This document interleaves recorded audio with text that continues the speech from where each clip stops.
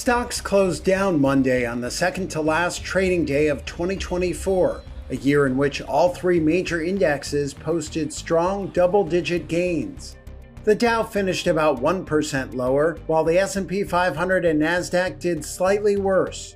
The Nasdaq, though, is on track for about a 30% annual gain, while the S&P is headed for a 24% rise over the past 12 months, and the Dow is up 13% in that time.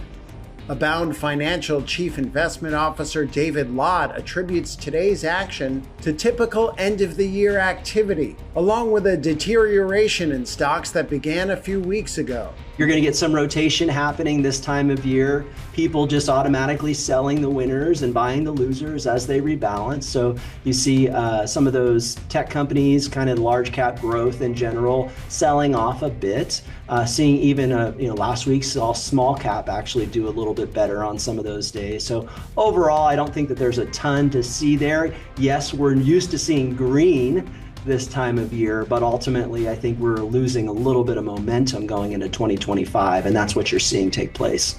Stocks on the move included Boeing, which fell 2% after South Korea's acting president ordered an emergency safety inspection of its entire airline operation, following the crash of a Boeing jet in the country's deadliest air accident in its history.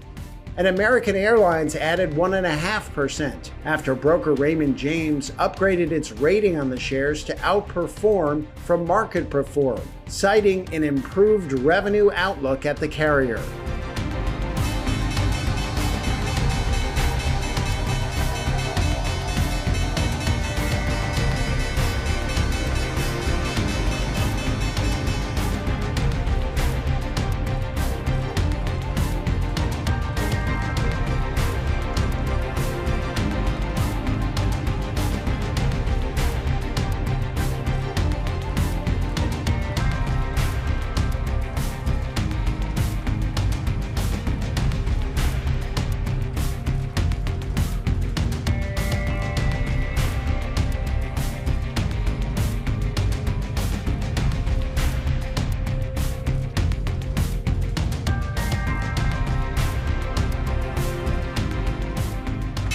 Wall Street's main indexes closed largely unchanged on Thursday amid light trading a day after the Christmas holiday. The Dow ticked up marginally, while the S&P 500 and Nasdaq dipped slightly into the red.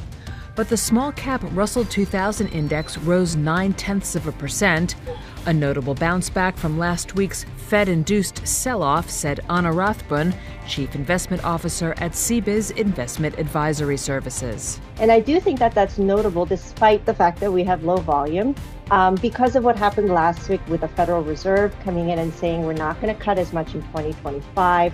And clearly for a lot of small cap stocks that are in the floating rate market, and so they would benefit a lot from falling rates, it's not going to be falling that much for them. So to see them rebound after that, it sort of supports the thesis that we've had in our team about how much of last week's action was overdone. On a day of few catalysts, the yield on the benchmark 10-year Treasury note hit its highest level since early May at 4.64% earlier in the session.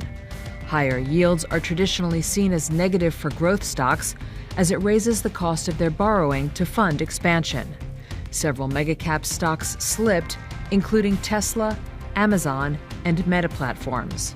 But shares of Apple gained as the tech giant inches closer to becoming the first company in the world to hit a market value of $4 trillion. And a decline in Bitcoin knocked cryptocurrency-related stocks lower, with MicroStrategy, Mara Holdings, and Coinbase Global all suffering losses.